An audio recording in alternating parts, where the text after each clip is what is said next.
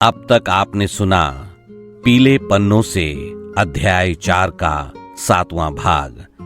आगे की कहानी सुनने के लिए प्रस्तुत है पीले पन्नों से अध्याय 4 का 8वां भाग। आपका स्वागत है। निर्धारित पृष्ठों की कथा। मेरे साथ 3 अन्य फीमेल टीचर्स ने भी रिजाइन का नोटिस लगभग 3 माह पहले दे दिया। उन तीनों को नोटिस देने के बाद अन्य सहकर्मियों का अपने प्रति व्यवहार खींचा हुआ लगा। मुझे बस दिखा, क्योंकि मैं एक ऐसी दुनिया की कल्पना करना अब तक छोड़ चुका था जो स्वार्थी ना हो और ऐसे अवसरों पर पीछे ना खींचती हो। ये खींचना अपने मन का है और एक अज्ञात भय का भी। मैं क्लास टीचर था नहीं, सो मुझे होम एग्जामिनेशन की कॉपीज चेक करनी थी बस, और रिजल्ट निकलने तक रुकना था। मसूरी में यूं 2-3 महीने रुकना संभव कहां है भला।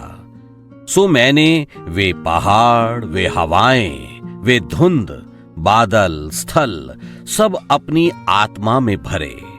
मेरे पास पुस्तकें थीं और उनसे सार्थक व पूर्ण मित्र कौन हो सकता था भला। हम चारों टीचर्स रिजाइन करने वाले पहले की तरह शाम को माल रोड निकल जाते। वहीं एक एक पैकेट में समोसा व जलेबी पैक कराते। साईं मंदिर होते हुए लैंडोर तक जाते और लौट आते। उस मध्य मसूरी के 2 कवि सम्मेलनों में काव्य पाठ का अवसर मुझे मिला। अपनी क्या कहूं, लेकिन जिन 3 फीमेल टीचर्स ने रिजाइन दिया था, वे तीनों अपने अपने विषय की दिग्गज थीं। फिर भी बोर्ड ऑफ गवर्नर्स या प्रिंसिपल ने हम चारों में से किसी को बुलाकर रिजाइन का कारण नहीं जानना चाहा या तनिक भी रुकने की बात नहीं की। क्यों? इसका सीधा कारण है कि अधिकांश एजुकेशनल इंस्टीट्यूशंस शिक्षा के प्रति सम्मान तथा शैक्षिक मूल्यों की स्थापना के लिए नहीं खोले गए हैं, वरन उनका उद्देश्य ठीक वही है जो किसी का फैक्ट्री स्थापित करने का होता है। अच्छा टीचर अन्य स्कूल्स की अपेक्षा कम वेतन में कार्य कर सकता है, परंतु तब जब परिवेश शिक्षा का ही हो और संस्था चैरिटी हेतु कार्य कर रही हो। इनमें से एक के भी अभाव में कोई अच्छा टीचर भला क्यों रुकेगा। मेरे पास मसूरी के एक पुराने प्रतिष्ठित कॉलेज बोर्डिंग स्कूल का सुनिश्चित अपॉइंटमेंट था और दूसरी ओर देहरादून के एक अपेक्षाकृत नए प्रतिष्ठित वर्ल्ड स्कूल में डेमोस्ट्रेशन व इंटरव्यू का कॉल लेटर। मसूरी से प्रति शनिवार रुड़की घर आना कठिन था और देहरादून से सरल। अंततः मैंने बहुत ऊहापोह के बाद ये तय किया कि अब मसूरी में नहीं रुकना। संत्रता का दिन बोर्ड्स ऑफ गवर्नर्स के साथ लंच का होता था व उसके बाद कुछ दिनों का अवकाश। ये मेरा अंतिम दिन था उस बोर्डिंग में। सही समय और लंच शुरू हुआ। स्कूल के सभी मालिक लोग अपने परिवार के साथ आए थे।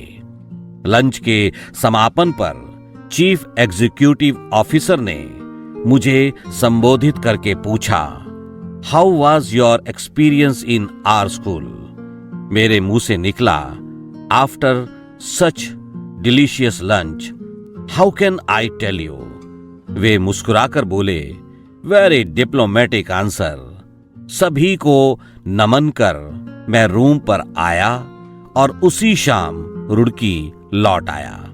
जीवन एक अनवरत यात्रा है जो हमारे चलने या ना चलने पर निर्भर नहीं।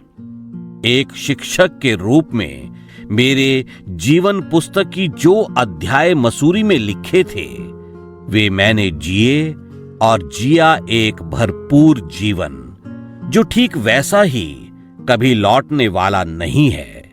कुछ पल, श्वासें, बच्चे, लोग, स्थल, हिसाब, प्यार, झगड़े और समग्रता अनुभूतियां होती हैं जो सुनिश्चित होती हैं, अंततः अटल, जो हमारे जहां के लिए होती हैं वहां हमें ले जाती हैं। ये कब सोचा था कि 18 वर्षों पूर्व के उस मसूरी बोर्डिंग स्कूल में मैं यूं संस्मरणों के रूप में लौटूंगा।